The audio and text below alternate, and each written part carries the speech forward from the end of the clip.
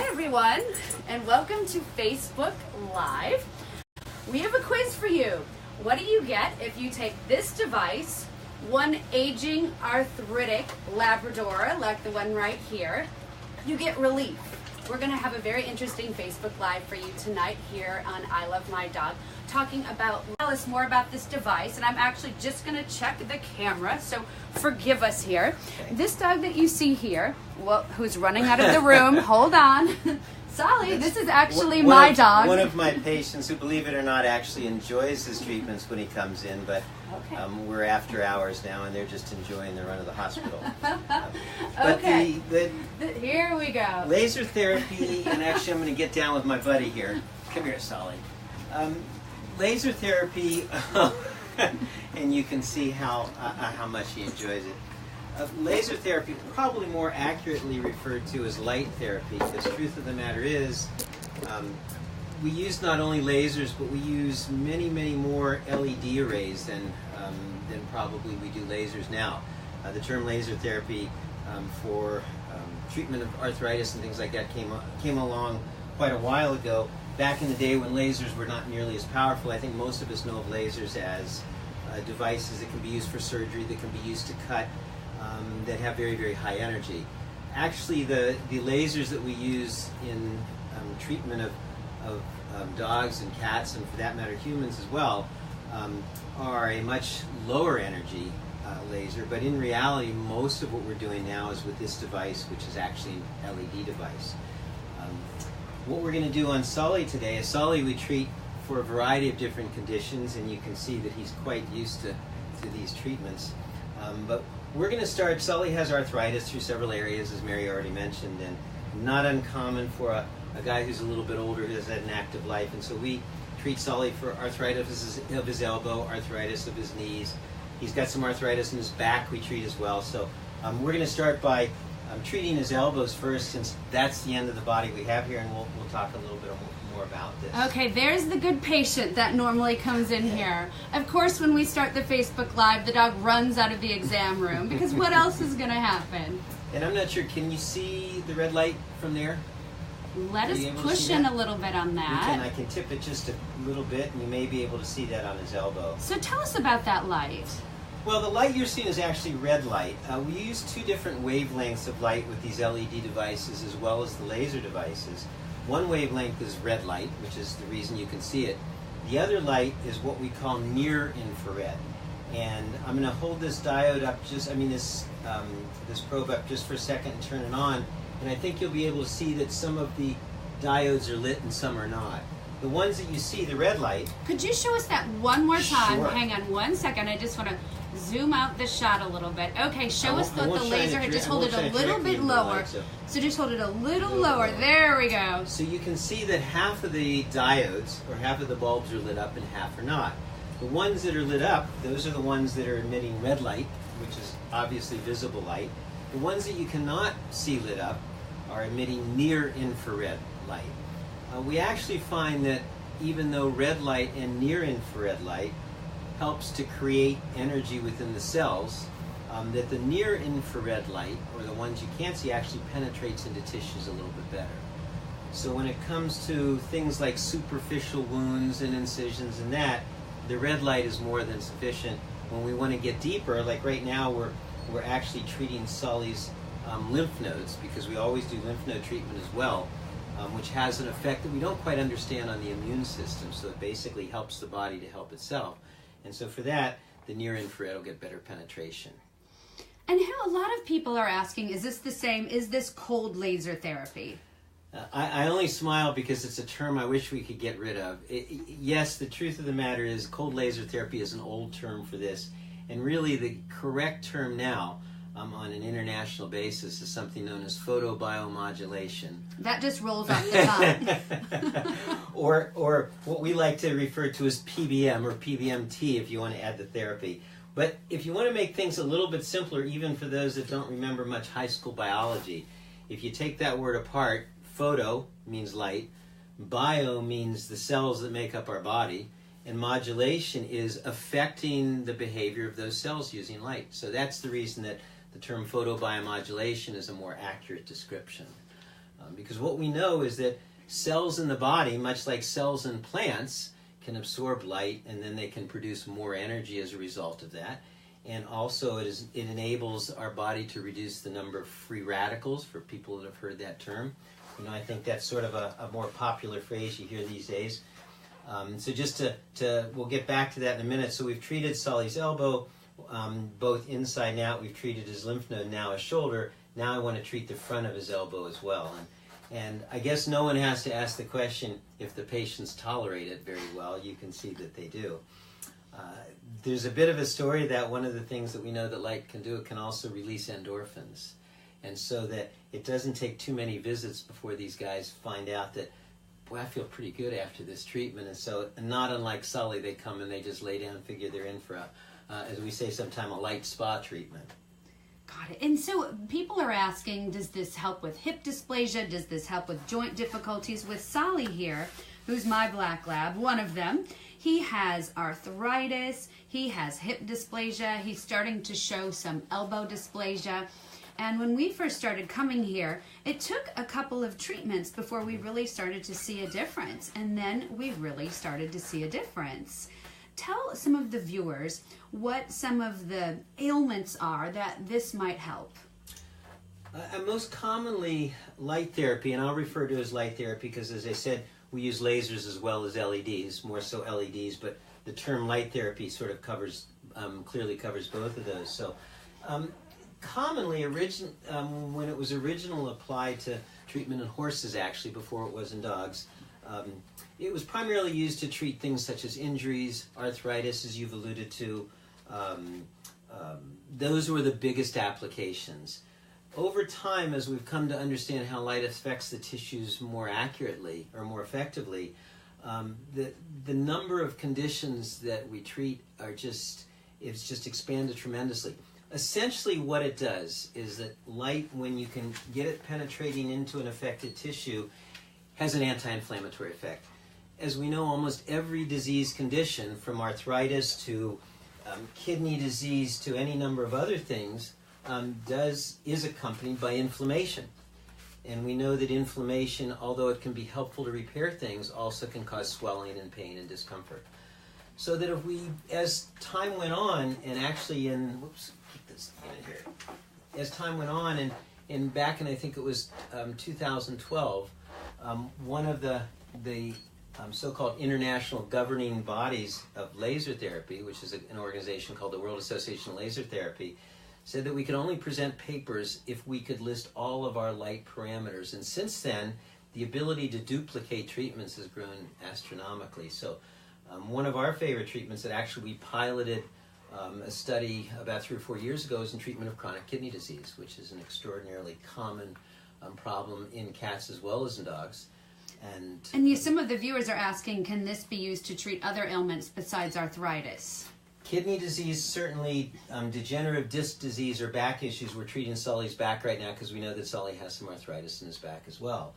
Traumatic brain injury is, I think, one we've talked about, has tremendous potential, especially considering what's going on in sports right now and our awareness of concussions, both in dogs, when they suffer a trauma, whether it's a car accident or kicked or hit or that. So traumatic brain injury has a very good application.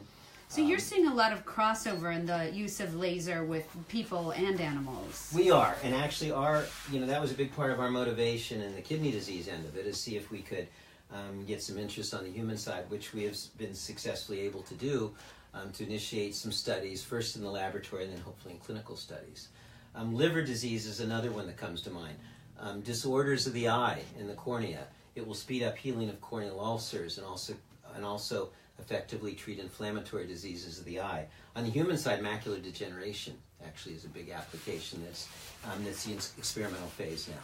So the treatments or the diseases that we can treat with it are just really endless. Anything that has to do with inflammation, and of course almost any disease of the body is accompanied with inflammation. Whoop, that's just my other Labrador saying hi. I'm so glad that we have a watchdog here with us tonight, so I don't have anything to worry about. We do. Okay, we have some other questions here from viewers. Sure. And let's see. Cindy is asking, at what point do you suggest laser therapy for a dog, and how many sessions would a dog kind of need? Those are both really good questions. As far as when do we suggest it, the alternative, let's say if we're talking about Solly, and when you came to me originally, how long has it been now? 3 years ago, maybe 4 years ago? You might see a yellow lab photobombing this laser session. Okay, she's back out. But Solly was diagnosed with hip dysplasia and arthritis of his hips, and I remember you coming here, we spoke on the phone, and you mentioned that the options had been given total hip replacements or chronic treatment with non-steroidal anti-inflammatories. That's sort of the typical treatment. Chronic treatment of anti-inflammatories can have some potential side effects, such as liver disease and kidney disease and that. So I think that we certainly consider this a much better alternative for treatment of chronic arthritic problems than we do the non-steroidal anti-inflammatories. So in answer to your question, when should we seek it out? If you have a dog who's uncomfortable with one or more joints or has an injury of some kind that you're finding you need to give anti-inflammatories or pain medication, or sometimes there's still people even using steroids for that, then I certainly think it's time to seek out an alternative opinion on what can be done to treat the same condition.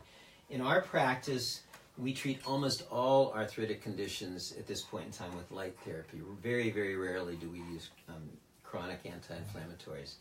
In answer to your second question, when we first started doing this, going back about 12 or 13 years ago, we expected to see response within about 4 to 6 treatments. As we've gotten much better at dosing and understand the physiology of light much better, it's not uncommon for us to see improvement within 1 or 2 treatments. And so even though you continue you have to continue to treat, it doesn't take too long before you can spread those treatments out. And we try to get them to about, I think Sully comes in about once a month or once every 3 weeks. Yeah. Sometimes that interval gets shortened as they get older, and I think we've talked about that.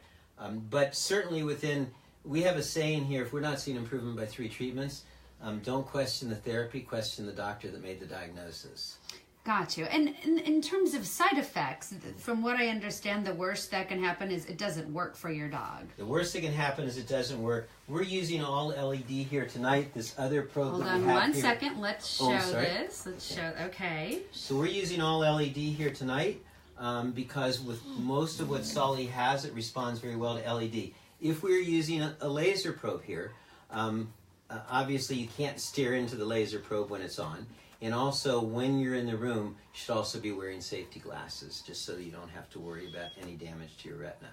But as far as side effects, other than that, there have not been any side effects reported at this point in time. So as you said, the worst side effect, or the biggest downside, is that it doesn't work.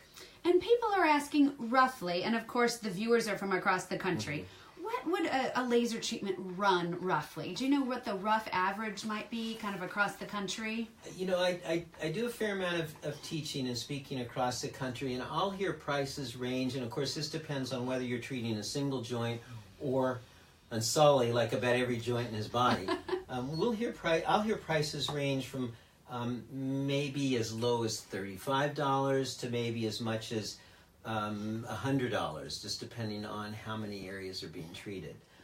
So it really, like as you say, it varies with the country, and I think that it tends to vary a good bit with the expertise as well, because if you have someone who's just learning to use laser therapy and they're not sure whether it's going to be effective or not, a lot of times with the learning curve, the prices will be less. Got it. And I mean, if you think of it, if you did this monthly, $1,200 a year, if you're looking at hip surgery, that could be $3,000, $5,000, $6,000, just depending where you are. Absolutely. And even if you're looking at chronic treatment with anti-inflammatories, blood work should be done a minimum of 2, if not 3 times a year, so that it's not too far off, because with this, there's nothing that you have to monitor other than the comfort of the patient. Mm-hmm. So the price is not too different, but certainly we feel that not having to give them medication, not having to worry about side effects and kidneys and liver and those sorts of things, that this is a way better approach to this. We're just going to turn my patient a little bit here. Okay, we'll show this. We're going to also get the computer from the ledge right there as well, so I can see some of the comments. We'll turn Solly, and while we do this, Van Cara is asking, my dog has nerve damage in a front leg. Would this help? There has been some work done.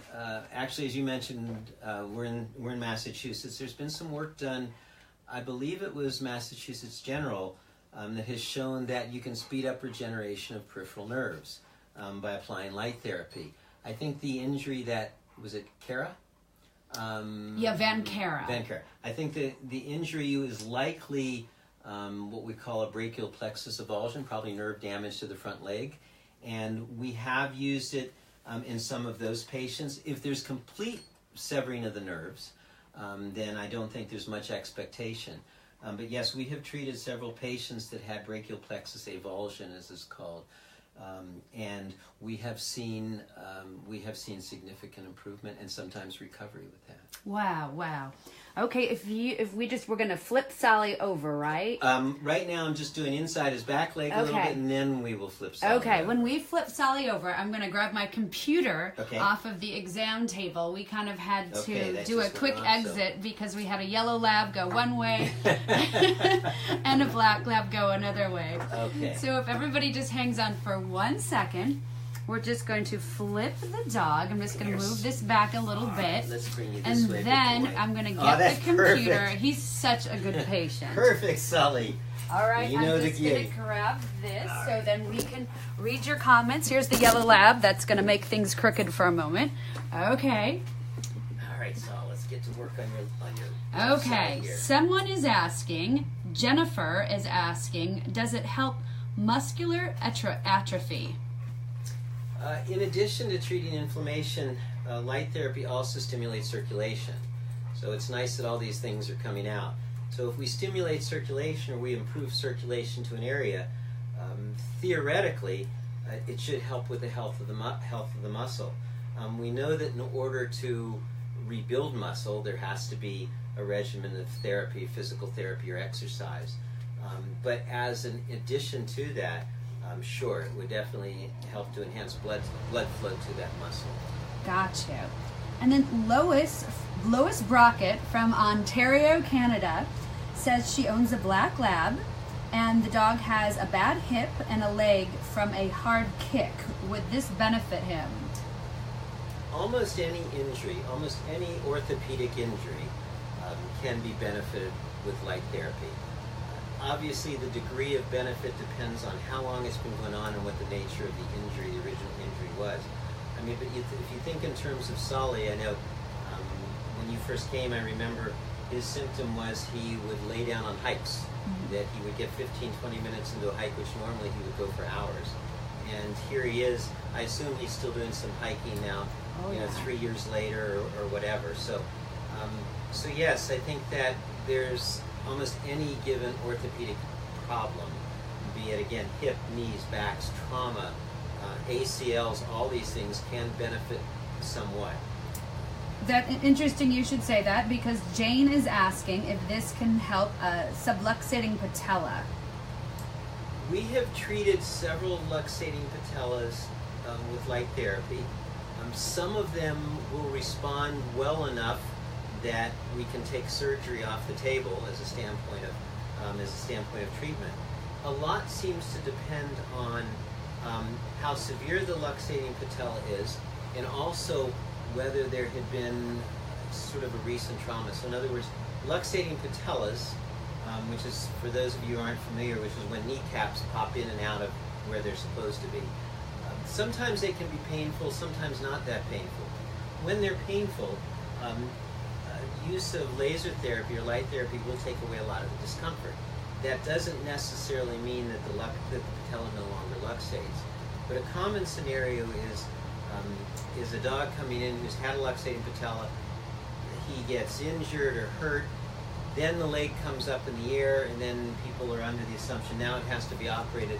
But there have been a number of times where if we treat them and get rid of the inflammation, the swelling, and that, they can go on to being what we call a non-symptomatic luxating patella. You coming in to visit Daisy? She says, I'm not sure. Daisy's elbows we treat too, so she's not quite sure she wants to be here. Let's see. Jenna is saying, my Yorkie has disc problems in his back. Would that treatment help him?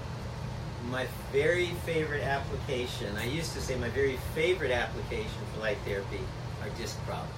And perhaps because I treat myself for disc problems. Really? Like that, yeah. It's extremely effective. Probably one of the most effective treatments we see is with disc problems. Now, with the work we've done on kidney disease, it's such an exciting field that I have to maybe put degenerative disc disease in second place, second to treatment of chronic kidney disease. But back problems, disc problems, it's extraordinarily effective for that. That's great. What are some of the most exciting, when you've been doing this for a long time, right, and what are some of the most exciting advances that you've seen kind of grow research-wise, and even research that you're doing? I think that we've taken this out of the realm of just being for orthopedic injuries and that, which is still by and large probably the lion's share of treatments. And here we are talking about eye diseases and kidney diseases, and we had one 10-month-old Labrador, I might have told you about this 10-month-old yellow lab, who was given basically 3 to 4 weeks to live because he had nearly end-stage liver disease. And I wish I could show you the photo of him a year later, who's overweight, fat and lazy as we now say. He still has some liver compromise, but the owner can't thank us enough for bringing him back. So treatment of things such as chronic liver disease. On the human side, I'm working on a study right now treating peripheral neuropathy, which is a huge problem in people. In fact, my brother has neuropathy, and yet he declares now, since he is treated with laser, he claims he's about 80 to 90% without symptoms. So there's so many fields, and it's such a safe treatment and a non-invasive treatment. I just think that the list goes on and on. Once we finally get excited about one, like the kidney disease business that's become much more widespread in the veterinary field, now we're focusing on liver disease. So it just seems like, one thing after another sort of falls to the light, as they say. And in people, like we were saying earlier, in people and animals, you've kind of talked to people about this as well, and you're hearing great anecdotal stories from them about the benefits they've gotten. We have a couple of kidney patients that we advise. They treat themselves. Actually, they're not, they're not in the area, and we wouldn't be treating them anyhow. But we will advise and make them aware of the work we've done. They've gone out and purchased units and find that it has made a significant difference in their life. So there's something that some of the followers might want to look up is something called the One Health Initiative, which basically talks about the merging between animal health and human health, and how many diseases we share, and how often these diseases can have similar treatment. But we have the ability to do things in veterinary side, in the veterinary field sooner than they can in the human field, just because of less concern and less constraints. So. Patricia is asking, what's the difference between acupuncture and this? I'm not well, there's no needles. Yeah, there are no needles. Although you can use laser probes to perform acupuncture. Really? Yeah, you can. And I might in my bag of tricks. I do not have one here right now, but there are some acupuncturists that use laser probes or light in order to do acupuncture instead of needles. They're just a different therapy. Acupuncture does not necessarily focus on direct treatment of inflammation like we do, but looks to balance the so-called meridians in the body. But it's a different therapy. They're not mutually exclusive. Both could be used simultaneously. I have clients who have patients or have pets that they use both on, but just a different theory. And then, let's see, Mary Courtney says, our 13-year-old lab is on $400 a month medication. He still gets up and down and walks fine. He also has early signs of kidney problems. Would this help reduce the cost of meds? We'd probably have to know a little bit more about what kind of meds, but I guess, taking this question into consideration and kind of looking at the other dogs and even cats that you've seen, how does it usually, if you start using laser therapy, does sometimes the cost of some of the anti-inflammatories go down? Well, most of the patients that we treat with light therapy, right, Sully?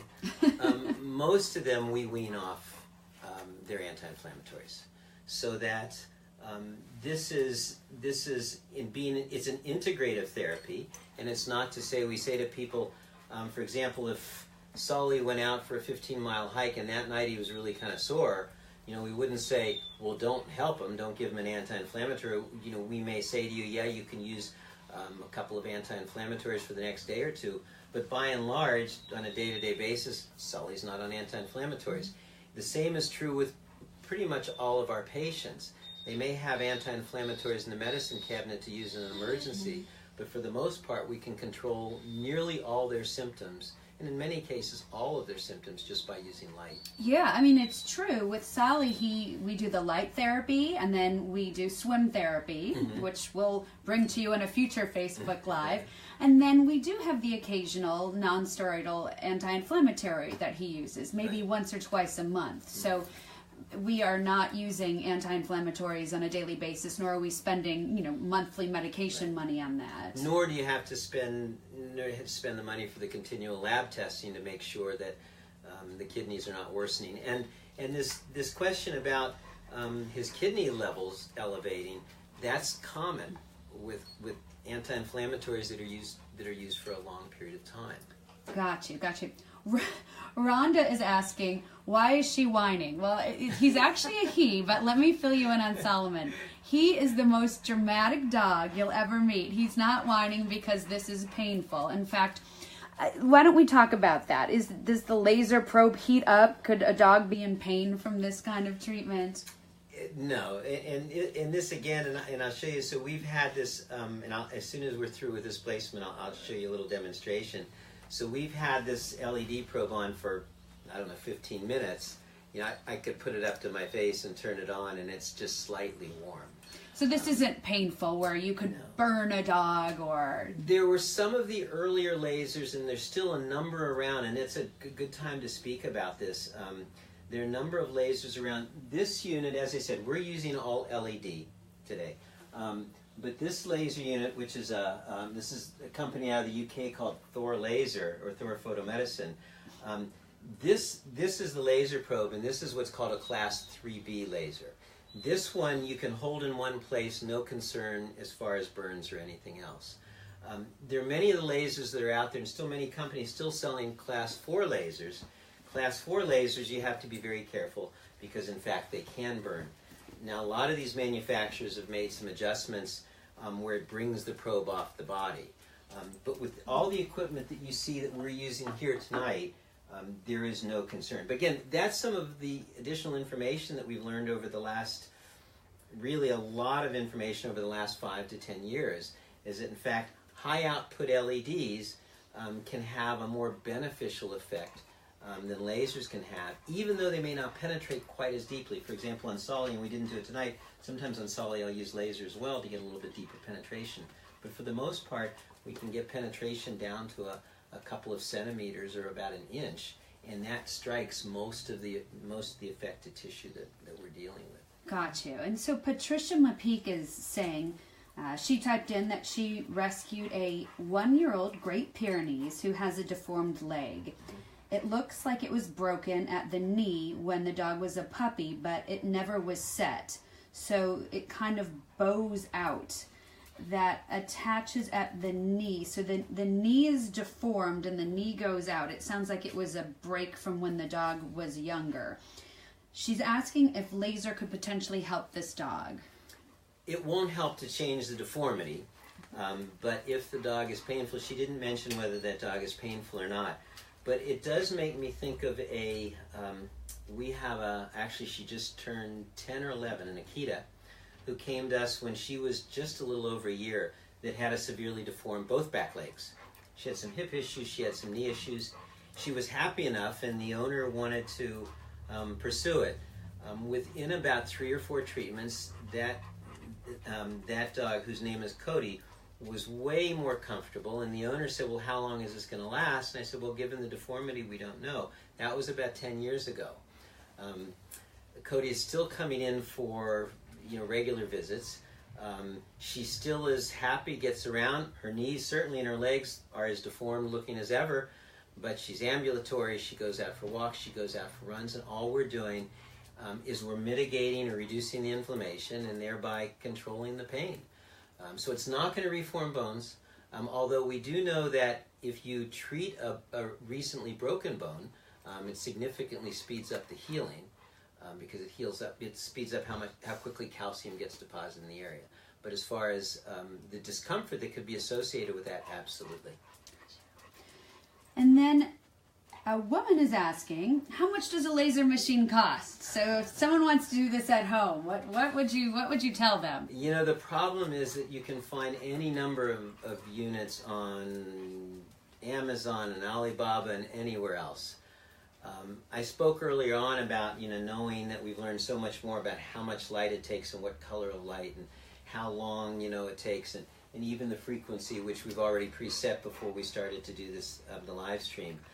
But the problem is that it's not a very well-regulated industry, which means most of what you buy or can buy online is not going to be effective. By and large, the therapeutic lasers from the companies that have a good reputation, there are about a half a dozen veterinary companies in that. These units can run anywhere from probably a low of about $6,000 to a high of about $30,000 to $35,000. So someone to get a laser that's truly effective, it would cost a lot of money. Truly effective, like a smaller version of this, just with an LED, would be about $6,000 to $7,000. Wow. Okay. So. That's a pretty big investment. It is a pretty big investment, and although, as some of us get older and we wind up doing things like treating our backs and our knees and that, it's not a bad investment, trust me. So the units, and like you were saying, you can Google this and you'll see some of the units pop up, and you'll think like, oh, $1,000, $600. What are your kind of buyer beware about that? Buyer beware is that oftentimes what's reported as output of the unit. For example, this probe we're using right now is a 1.4 watt unit output, which is it's modest. It's a modest output. You can see outputs that claim 5 to 15 watts. Maybe some of them are 5 to 15 watts, but higher is not necessarily better if either the wavelength is wrong, or if something else that we call irradiance, or how dense the energy is. So, just to kind of put that in a little bit more accurate terms, because that's something else that we work with and consider. As I said, this is roughly 1 watt of power. And you can see the spot that this covers, and I showed before the number of diodes. This unit here, likewise, is also 1 watt of power, but this is 1 watt of laser power. So this is producing 1 watt with just 5 bulbs or 5 diodes. This is producing about the same with 69 diodes.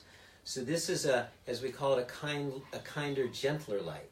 So it has a much larger area that it diverges over, and that's why we think that the body prefers this sort of light as a lower, more gentle light, as opposed to the laser that has very high output each one. So these are some of the things we consider in treatment. We used to think that the higher, the deeper, the denser, the better, and now we find out that this is one of those times where less is in fact oftentimes more. Gotcha. It looks like Sally wants some more. Oh, okay. Let's see, where else haven't we treated? We've been pretty well over you, dude. What else do you want people who are watching this to know? What else? I mean, you've been such an expert in this and so involved, and you believe in it, so much. What do you want people to know? Well, and I always catch this when people say this, the word believe. This is, as I said to someone not too long ago who made that, someone actually who works for a company who's trying to develop a good home unit. And he said, I came to you because you believe in this. And I looked at him and I said, if you ever use that description to me again, I said, I'll probably never pick up your calls. This is not about belief, this is science. I'm really a hardcore science person, and probably one of the reasons that the kidney disease excites me so much is it's one thing you telling me that after 3 treatments, Solly was taking his hikes again. And I think that that's great, and don't get me wrong, that's really important information. But with things such as kidney disease and liver disease, when we can look at numbers, and we can see those numbers improve over time, that's the type of thing where I say, this is not about belief, this is about just in black and white numbers. So I think that what's really important for people watching to understand, this is really based on science. And just to summarize it a bit, as we're having more company come in here. She's the photo bomber. This works primarily for one reason, and that reason is that cells that are under stress, such as a damaged cell, an injured cell, a chronically inflamed cell, cells under stress quit producing something called ATP. And those biology students out there may remember ATP is sort of the energy of the cell. Cells that are under stress quit producing that. The only way that we know to kind of jumpstart the cells is by shining light on the area that's effective. So that in fact, if we can get light to the cells that are under trauma, under oxidative stress, we can basically restart that chain within a matter of minutes. And once we restart that chain, those cells can produce ATP. ATP is what produces the energy for all the building blocks in the body, and everything goes forward. So this is all very much grounded in science. This is not about belief, or we don't have to do this at 8 o'clock at night Eastern Standard Time in order to get it to work. This is just about hardcore science. And quite frankly, when you apply the science and you have an understanding for how it works, we're way more shocked when it doesn't work. And as I said, our saying here is that we've treated a patient 3 treatments and we're not seeing benefit, we've probably missed the diagnosis. There's nothing wrong with the therapy. Interesting. So I think that anyone that's out there that's interested, there's plenty of reading. The people that make this unit actually, Thor Photomedicine, they've got a website, and there's a regular blog, and you can read about something they call Pet Thor, which is sort of the division they use for selling some of the veterinary instrumentation. I think I've probably got a testimonial on it or whatever. But from there, you can just go in all these directions and looking up laser therapy, light therapy, even cold laser therapy. As I said, PhotoBioModulation, or PBM, which is the operative phrase. These are sort of the what this is referred to at this point in time. But any of you have almost any chronic disease or inflammatory condition. We're seeing a patient here tomorrow that has a meningitis type of a problem. This dog has been receiving chemotherapy, expensive, has side effects, and we've treated other dogs with a similar condition that I know they're going to see some benefit. They may not see enough benefit that they can stop medication, and I would never suggest that, but there have been times in the past, again, because it's such a potent anti-inflammatory therapy. And again, and getting back to that, that's why this is integrative, is right. That this isn't, like we were saying, maybe you want to define this. This isn't that would be great. Somebody going out there on a limb and saying, sure. like, we don't use, common sense veterinary medicine with this. I mean, I'm surprised we haven't had the question, will this repair an ACL or a craniocruciate ligament injury or that sort of thing? And the response to that, we have had ACLs that were not totally torn, that were partial tears, or strains where you have some tearing of the fibers, and we've been able to avoid surgery with that. But if surgery has to be done, and we do the surgery here, I mean, this is a fairly Western veterinary practice where we do orthopedic surgery and the like, but we integrate that so that if, for example, a patient comes in who has a totally torn ACL, we know that if we pre-treat before surgery, as well as post-treating, that dog is going to be weight-bearing sooner, is going to recover more quickly, and is just going to have a much better result than if we didn't use this. Likewise with kidney disease, if there's anyone out there saying, would that mean I could feed my dog anything? No, if your dog currently is on a low-protein diet, that's what they would stay on for kidney disease. So we integrate this as an adjunct treatment for other conditions. Now there's some conditions, as I say, is that the air conditioning? Is that making too much noise? I think we can. I'll get a little closer because we want to kind of show the laser machine as well. Sure. So if it looks like an earthquake is going off here, it's not an earthquake. It's just a tripod that we're trying to move. So bear with us for 1 second. Just stay right there. We're gonna just show this laser machine a little bit too, and then we'll see if anybody has any other questions. Just bear with us through the earthquake. Okay. Why don't you just kind of show us the machine a little bit and a close-up of what it looks like. Right. And then one thing I bet people want to know, if they're interested, because it looks like we have people that are, oops, sorry everyone, messaging from Louisiana and Canada. What should people look for? Or what should they jump on Google and look for in their neighborhood? That's a question I often get asked, and I mean, just like any piece of equipment, whether it's a surgical scalpel or anything else, equipment is not the same in everyone's hands. And as I said, we've spent about 12 or 13 years really learning how to use this, and have been on the front edge of a lot of the research that's gone on. We've developed a pretty good understanding with this, which is the reason I can say that 90% plus of our patients are going to respond to this.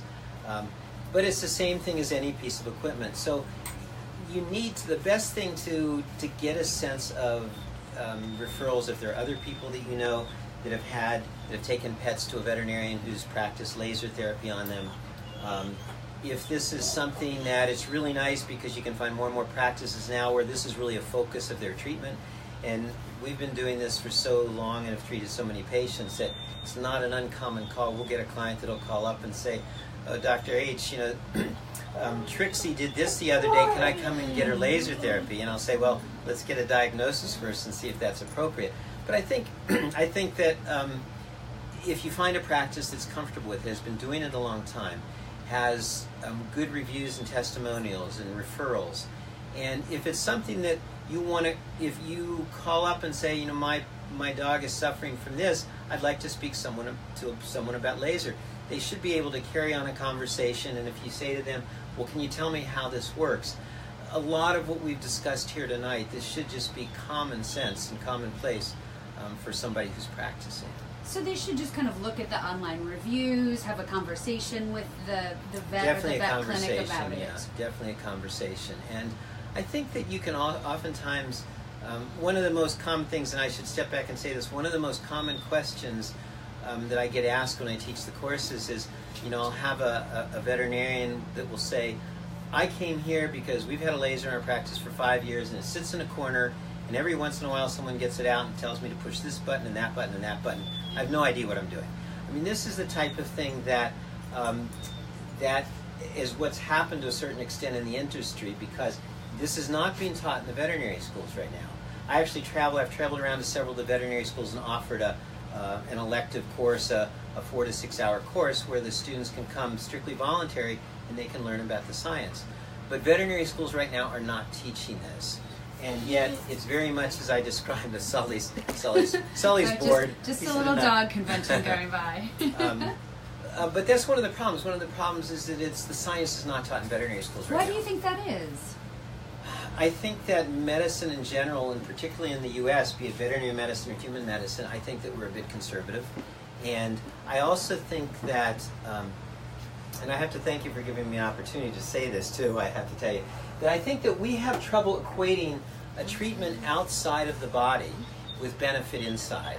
If you stop to think, almost everything in medicine we take either via pills or injection, or even if we refer to something minimally invasive like laparoscopy, they still cut holes and put instruments inside of us, and we call that minimally invasive.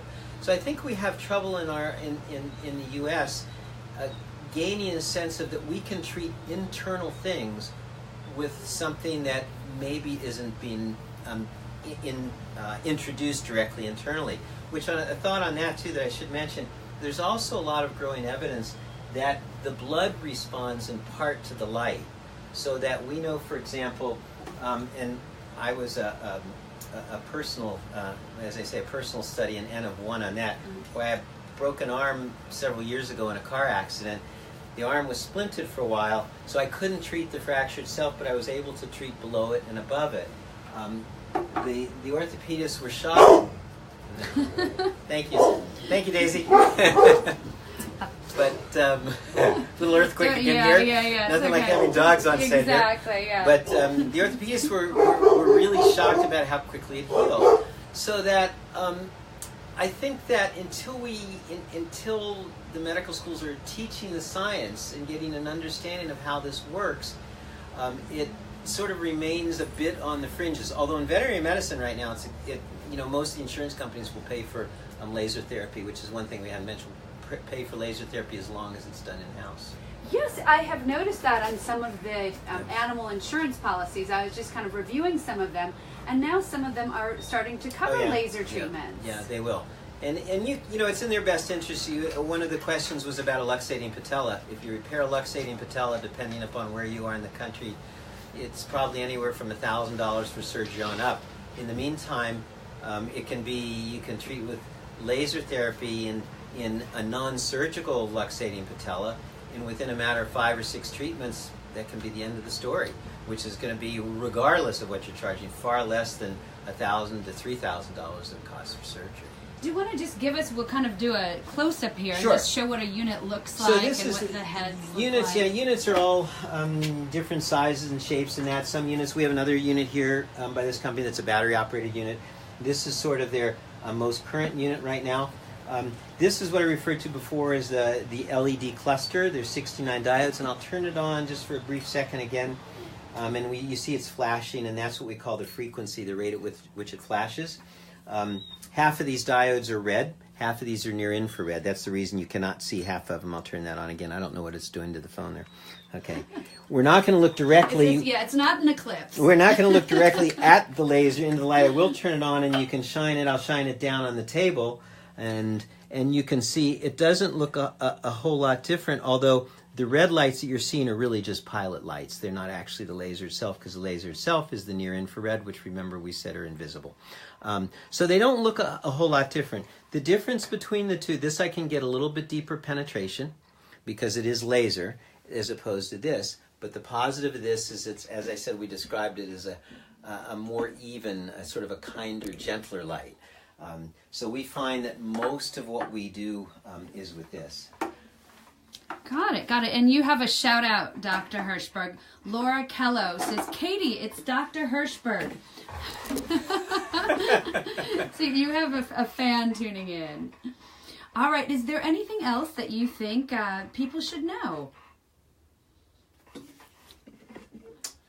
that we haven't covered, maybe? You know, I don't want to get too technical, and Okay. sometimes, and I don't want this to sound too much like, I was just at Iowa State 2 weeks ago, teaching a course. So I don't want it to be too much like a course. But I guess what I really want to impress on people, and we mentioned already, is this is not voodoo science. I mean, we have people that have, like such as Mary. We have informed people that see the benefits of this. And a common question that I get asked when I'm at the veterinary schools is, how do you convince your clients to allow you to use laser therapy? And I always say it's one of the easiest things in the world to do. Oh, you just lost your light there. Okay. Well, I think we can still see you. Okay, that's fine. Oh, there we go. Yeah. All right. Got tired. But I think there's no convincing because the treatments kind of speak for themselves. With Solly, who you thought was, God forbid, looking at bilateral hip replacements, which I know you wouldn't have done, or chronic NSAIDs, which then you worry about his kidneys and his liver. The question about back disease, about disc disease. We've had these dogs come in here that could barely walk on their back legs, and they were facing either very expensive surgery or euthanasia or carts. And within sometimes as few as 3 or 4 treatments, they're up walking again. So it's a very proven therapy, when used in the right hands. So I think that's really the important thing, is that you find someone that you trust.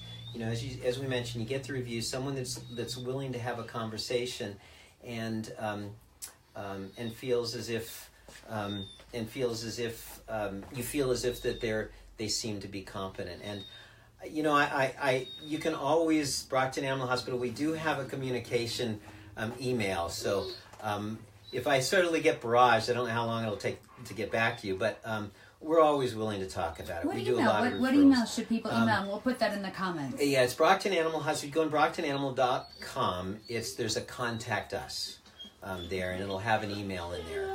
So it's tell the website one more time. Brockton Animal Hospital, BROCKTON animalhospital.com. And if you go on the website, you'll find a contact us, and there is you can get a message to us that way. And, Okay. One more question here. Vesta Allen is asking if this might be effective on large cysts.